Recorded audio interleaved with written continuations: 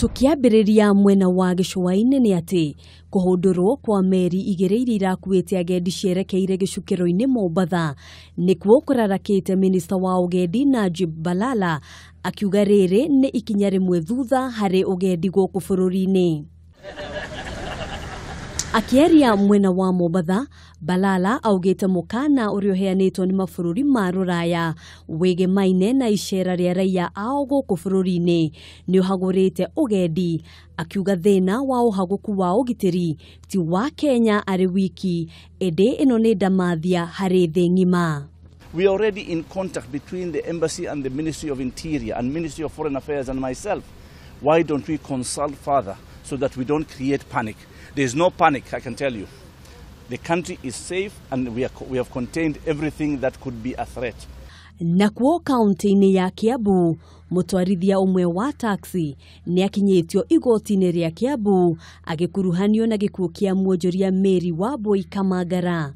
Maiko Githae Mathenge arekũĩrwo nĩwe wakuire mwĩrĩ wa mũtigairĩ kuma nyũmba ĩrĩa oragĩirwo barabara-inĩ ya Kiambu nginyagia ndemu-inĩ ĩmwe mwena wa Juja kũrĩa mwĩrĩ wake wonekanire ũtetwo.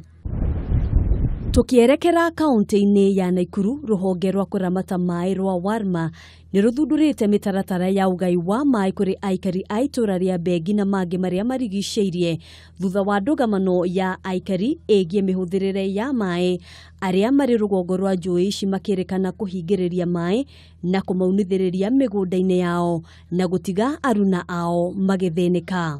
Kuna shida sana ya maji, paka ya ng'ombe na ya kulima, hata ya kukunywa sisi iko shida sana sababu watu hapa juu wanatufungia mto. We have reached an agreement. We have put a rationing program in place, and in that rationing program, the Water Resources Authority will supervise that rationing program.